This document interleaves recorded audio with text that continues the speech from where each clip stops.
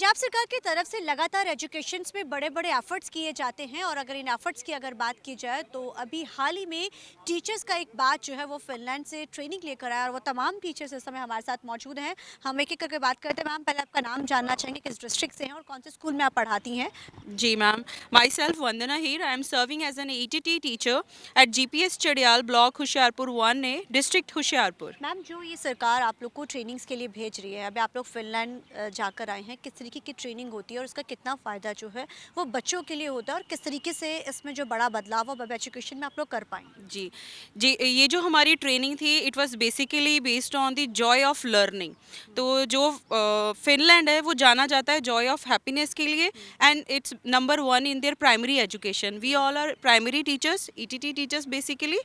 सो हमने वहाँ पे देखा कि वो लोग अपने ईसी सेंटर्स हैं जहाँ पे प्राइमरी विंग स्टडी करता है वो कैसे रन करते हैं। उन्होंने हमें वो विज़िट कराए, अपने टीचर ट्रेनिंग स्कूल विज़िट कराए कि उनके टीचर्स कैसे ट्रेनिंग प्राप्त करते हैं।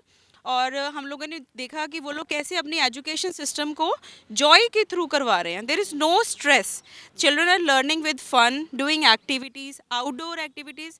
And if you talk about the weather, it's very chilly now days and most probably it's rainy, but those people prefer that it's not the bad weather, it's the bad clothing. So no wonder what's the weather is, they go out and learn. Ma'am, आपका भी नाम जानना चाहेंगे, किस district से हैं आप और किस तरीके से आपने वहाँ पे एजुकेशन में जैसे सीखा? मैम ने बोला कि मेन हैप्पीनेस होती है एजुकेशंस में, ये कितना जो इम्पैक्टफुल आप समझती हैं एज अ टीचर? मेरा नाम अदिति है। I am working as head teacher in district SAS Nagar. Right, happiness तो हर चीज़ में बहुत इंपॉर्टेंट है। If we are happy we can achieve everything. And वहाँ जाके कहीं ना कहीं हमारे सोचने के स्टाइल में डिफरेंस आया है and we all are happy.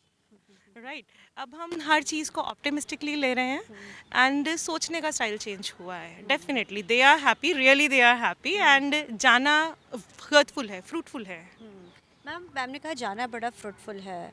Education में बच्चों में किस तरीके से, सवाल यहाँ पे ये है कि बच्चों तक इस चीज़ को कैसे पहुँचाया जाएगा? टीचर के लिए सबसे बड़ा टास्क होता है, आपने ट्रेनिंग ली, लेकिन बच्चों तक, स्कूल तक इसको पहुँचाना कितना बड़ा टास्क होगा आप लोगों के लिए और कैसे आप इसको वे आउट करके लेकर जाएंगे? Very good question. I will explain it because we have seen their child-centered approach they are using.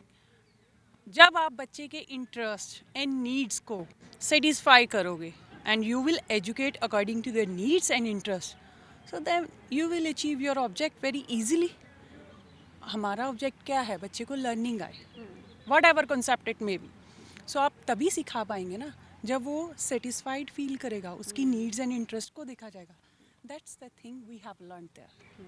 That's the thing. Sir, आपसे भी यही जानना चाहेंगे, आप लोग सीख कर आए हैं, ट्रेनिंग्स लगातार जो टीचर्स की वो हो रही है, पंजाब में एक बड़ा चेंज ये किया गया है, इस ट्रेनिंग का जो फ़र्क है, बच्चे ज़ाहिर आप सिखाएंगे, लेकिन मेन ऐसी कौन सी चीज़ आप लैक समझते हैं जो अब आपको लगता है कि अब हम और एजुकेशन में बेटर कर पाएंगे? मैं मेनली क्या है सॉरी कि वहाँ पे जो है एजुकेशन है ना वो चाइल्ड सेंट्रिक है।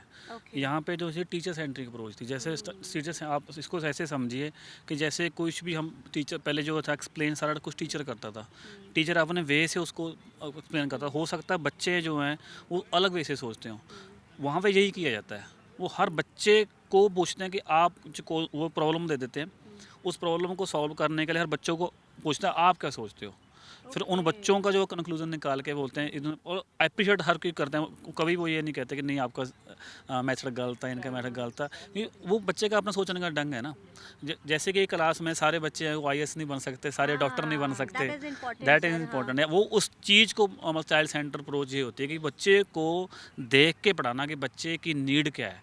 कुछ बच्चे का लेवल कुछ अप होता है, कुछ बच्चे का लेवल लो होता है, कि उसी के अकॉर्डिंग जो है वो होनी सर ने चाहिए। आप और लो लेवल की, क्योंकि हर क्लास में हर जो बच्चे की मेंटालिटी होती है और हर बच्चे का एक अपना लेवल होता है पढ़ने का, तो वो चीज़ आपने वहाँ पे देखी। तो यहाँ पर हम आमतौर पे पंजाब में क्या, चाहे पंजाब में बेसिक चीज़ होती है कि तेरे कट नंबर आए ने ऐदा हो जाऊंगा। सो ये चीज़ वहाँ पे है या ये चीज़ बिल्कुल नहीं? There is no standardized test for evaluation, first of all. No standardized test. Only the peer evaluation and the self-evaluation is there. Peer evaluation. Your peer will evaluate your work. And you itself, you evaluate your work. That's the thing. जैसे ma'am ने बोला तो आपको भी ये लगा कि ये चीज़ों का जी। बढ़िया हुआ? हाँ जी, बहुत बढ़िया हुआ। और जैसे मैम ने बोला है ना कि वो पीयर एवेल्यूएशन है, वैसे ही हमारे प्रोजेक्ट्स हैं जो हमने इम्प्लीमेंट किए हैं हमारे स्कूलों में। तो उसके रिजल्ट्स भी वैसे ही आएंगे, जैसे वहाँ स्कूल के बच्चे हैं वैसे ही हम अपने बच्चों को बनाएंगे। और जैसे सर ने भी बोला है, लर्निंग बाय डूइंग, ये उनका स्पेसिफिक एक्शन है जो वहाँ पे करवाते हैं। वो रट्टाफिकेशन नहीं कराते हैं, क्रैमिंग नहीं करवाते हैं, वो लर्निंग बाय डूइंग, और वही हम अपने स्कूलों में इम्प्लीमेंट करेंगे और कर भी रहे हैं। जब से आए हैं तब से कर रहे हैं और उसका रिजल्ट बहुत अच्छा मिल रहा है हमें। Thank you so much ma'am, thank you. Thank तो ये तमाम वो टीचर्स थे जिन्होंने हमसे बात की, उन्होंने बताया कि किस तरीके से वो सीख रहे हैं, किस तरीके से चीज़ों में बदलाव आ रहा है, और सबसे जो इम्पोर्टेंट जो चीज़ है उन्होंने सीखी है कि बच्चों को उनका मेंटल लेवल समझना सिखाया जाता है।